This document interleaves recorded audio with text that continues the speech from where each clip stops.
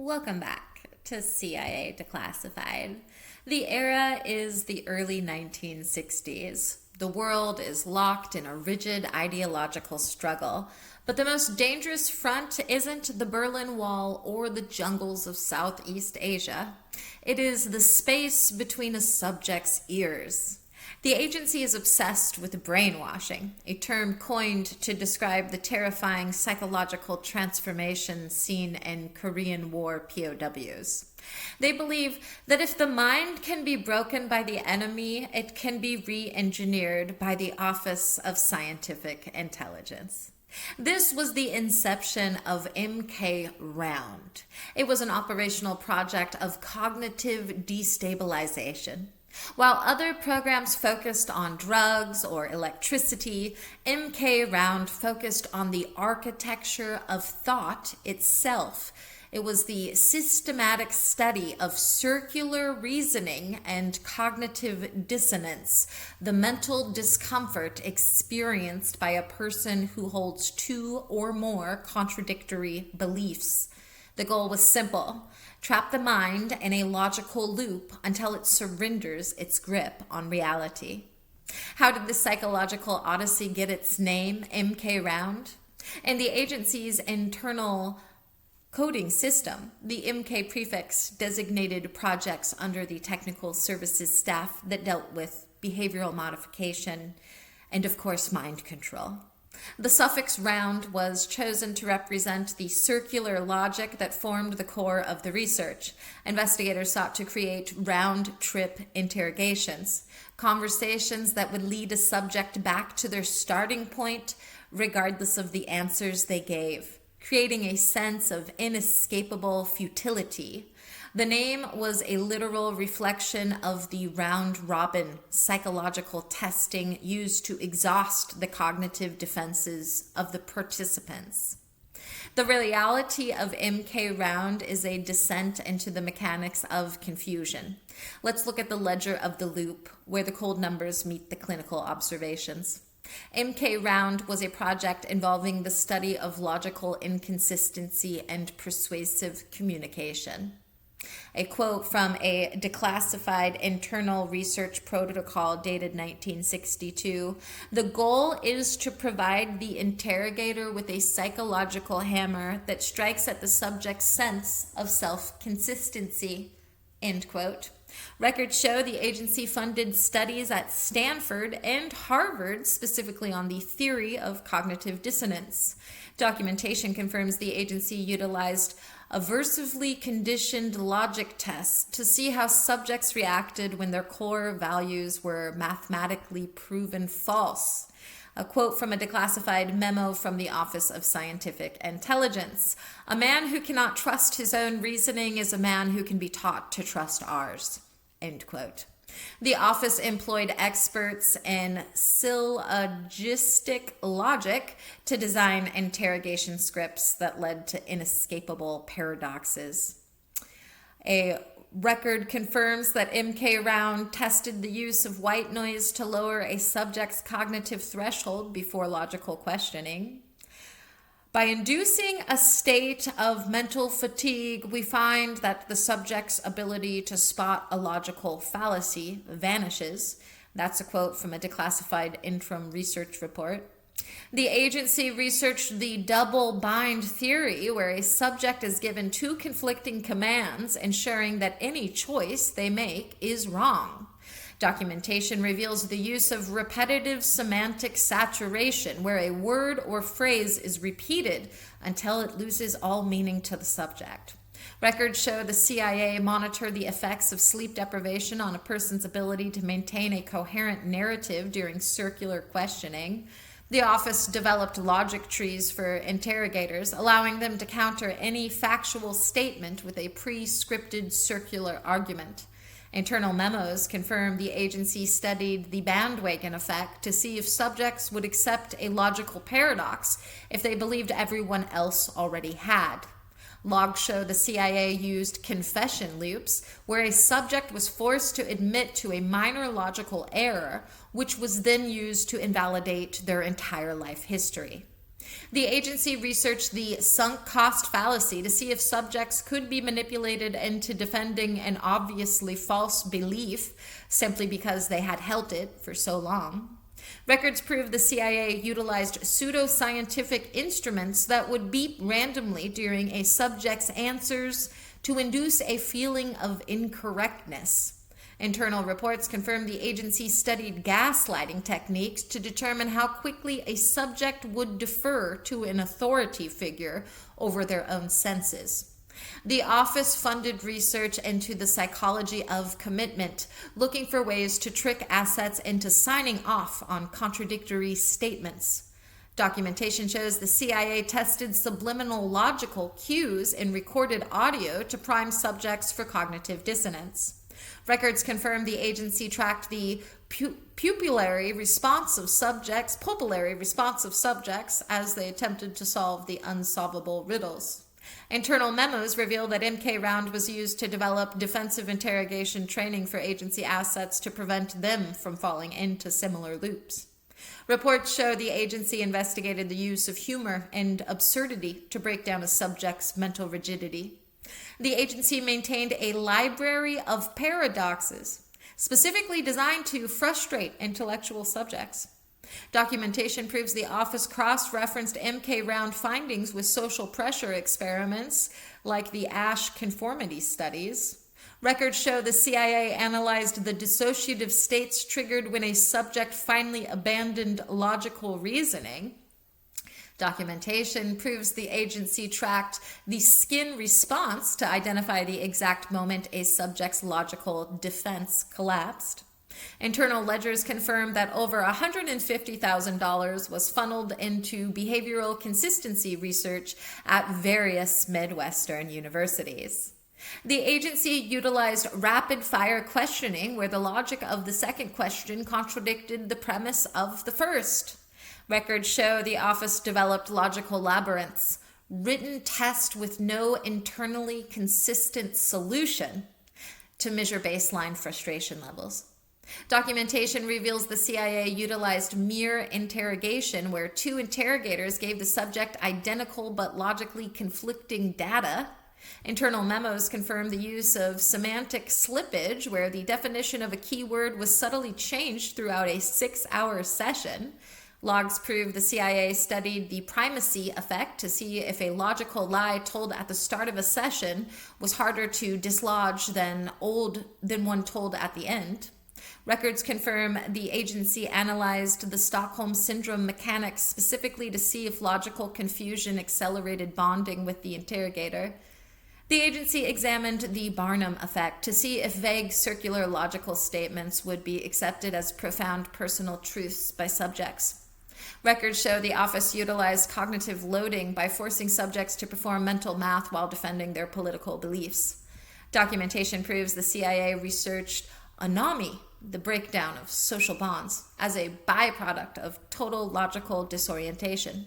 Internal files confirm the agency utilized pseudo-theological arguments to exploit the guilt response of religious subjects during the loop. Reports show the agency monitored micro-expressions to see if subjects were lying to themselves to resolve the dissonance. Records prove the CIA utilized isolation chambers to increase the subject's reliance on the interrogator's circular logic as their only source of reality. Documentation shows the agency tracked verbal hedges, words like maybe or perhaps, to quantify the erosion of a subject's certainty. Internal memos reveal the CIA utilized forced compliance tasks where subjects had to write essays defending positions they knew to be false. Logs show the agency monitored alpha wave patterns to identify when a subject entered a trance-like state of logical submission. Records confirm the office utilized misinformation cascades to see how many logical fallacies a subject would accept in a row. Documentation proves the agency researched in-group bias to see if subjects would accept circular logic more readily from a perceived peer. Internal files show the agency utilized temporal disorientation by removing clocks to make the repetitive nature of the loops feel eternal. Reports indicate the agency tracked adrenaline spikes that occurred when a subject realized they had contradicted themselves. The agency examined self-perception theory, testing if subjects would change their internal beliefs to match the circular arguments they were forced to repeat aloud. Records prove the CIA utilized acoustic pacing, matching the rhythm of the interrogator's circular questions to the subject's heart rate. Documentation confirms the agency funded research into informational social influence to see how quickly a subject would adopt a logical error when isolated from conflicting data. Internal memos reveal the agency used ego depletion exercises, such as forcing subjects to resist eating for 24 hours to reduce the cognitive energy needed to fight the loop. Reports show the CIA analyzed the backfire effect, looking for ways to bypass the phenomenon where correcting a subject's false logic actually makes them hold it tighter. Records show the office utilized cognitive reframing, forcing subjects to describe their core beliefs in the third person to create emotional distance and logical vulnerability. Documentation indicates the agency researched decision fatigue to identify the optimal hour of an interrogation to introduce the most complex logical trap. Internal files confirm the CIA monitored the choice supportive bias, measuring how subjects would retroactively justify the circular conclusions they were tricked into reaching. The most guarded secrets of MKROUND are found in the Field Application Logs, Section 9. Over 400 pages are completely blacked out. The official reason is Exemption B6, protection of personal privacy and medical records. Then there's the institutional erasure theory. In the dark corners of declassified analysis, some believe these 400 pages detail the total memory overwrite. This isn't a confirmed fact, but the speculation is that the agency found a way to use circular reasoning to not just confuse a subject, but to zero out their previous personality entirely. The theory suggests the redactions hide the names of the human blanks, subjects who were left in a state of permanent cognitive suspension, unable to form new beliefs because the loop had permanently broken their internal clock. Then there's the political loop theory. A more politically charged whisper suggests the redactions hide the domestic influence protocol. This speculation claims the agency used MKROUND techniques on high-ranking American politicians and journalists to ensure they would defend contradictory government policies without experiencing dissonance. These aren't proven facts, but theorists point to the blacked-out pages as an asset checklist of the 1960s power elite, suggesting our own leaders were the primary experimental subjects.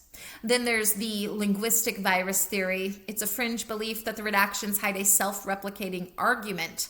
This speculation posits that the agency developed a specific sequence of words, a logical virus, that once heard would stay in a person's mind forever, constantly triggering doubt and dissonance. While purely speculative, the theory is that the redactions hide the formula for this linguistic weapon that could disable an army's mind with a single sentence, turning their own brain into a recursive trap. Then there's the genetic cognitive anchor theory.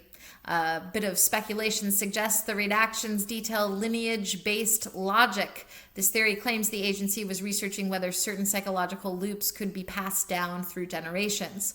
The speculation is that the redactions hide pedigree response maps showing that children of subjects who were more susceptible to specific circular arguments. It suggests the infinite loop wasn't just intended for the subject, but for their entire family tree. And lastly, there is the quantum cognition overlap theory. It's an incredibly radical theory emerging from the dark web of intelligence history, and it suggests that MKROUND was actually an attempt to induce Schrodinger's logic in humans. The speculation claims the blacked-out pages detail experiments where subjects were trained to hold two diametrically opposed truths as equally valid at the exact same moment. If true, the redactions hide a protocol for creating quantum operatives whose minds could exist in a state of total cognitive superposition, making them immune to any form of conventional psychological detection or counter-interrogation. Was MKROUND a success? Tactically, it was a cold success. The project successfully identified the breaking points of human reason and provided interrogators with a powerful new set of non-physical tools. Strategically, it was terrifyingly effective. It proved that the mind's need for consistency is its greatest vulnerability. The program successfully mapped the geography of dissonance, showing exactly how much psychological pressure is required to make a person abandon their own truth. It established the standard operating procedure for psychological manipulation that bypasses the need for drugs or torture. Ultimately, it was a success because it allowed the soft breaking of subjects, leaving no physical marks while completely dismantling their cognitive autonomy. The success is further evident in how the findings were later integrated into high-level diplomatic negotiations and public relations strategies. It proved that if you control the logic of the room, you control the people in it. Furthermore, the agency was able to weaponize the very human desire for intellectual order, turning a person's pride in their own intelligence against them. It succeeded in creating a framework where the truth became secondary to the internal feel of the argument. By the end of the program, they had refined a system that could make a subject plead for the interrogator to give them a new logic to follow. As far as technological and operational breakthroughs go, MKROUND resulted in breakthroughs that are the foundation of modern psychological warfare and marketing, such as cognitive dissonance modeling, the agency's work on how people resolve contradictory beliefs. Today, this is used in political micro-targeting to create ads that make you question your opponent's consistency. Semantic saturation techniques, the method of repeating a message until it becomes a background fact. This is the bedrock of modern corporate branding and slogan-based politics. Interrogation logic trees, the use of pre-scripted branching questions to steer a conversation. This is used today in AI chatbot scripts and customer service retention protocols to prevent you from canceling a service. And double bind messaging, the strategy of an audience in a no-win situation. This is used in crisis management public relations to limit the options available to the public. MKROUND reminds us that our logic is more fragile than we care to admit. The project proved that the human mind isn't a vault, it's a narrative, and narratives can be edited. We are still living in the world of the infinite loop, where the arguments we hear are often designed to make us stop thinking rather than to start. Every time you feel the mental itch of a contradictory headline, you are feeling the legacy of Round. The project effectively turned the human conversation into a laboratory, and we are all still the subjects. In the Hall of Mirrors, that is the modern information gap, the most dangerous loop is the one you don't realize you're in. We are the inheritors of a logic designed to devour itself. The circle is complete, and we are walking it every single day. Thanks for listening. Keep your logic sharp, and remember, if you find yourself walking in circles, someone else might be holding the map. Join us next time as we examine Operation Blue Moon. In the heat of the Cuban Missile Crisis, the agency didn't just watch from space, they screamed across the treetops. We'll uncover the facts behind Operation Blue Moon, the high-speed, low-level reconnaissance flights that brought the world back from the brink of nuclear war. It was a war of altitude and adrenaline. Join us next time for The Shadow of the Moon. In the meantime, I'll see you in the archives.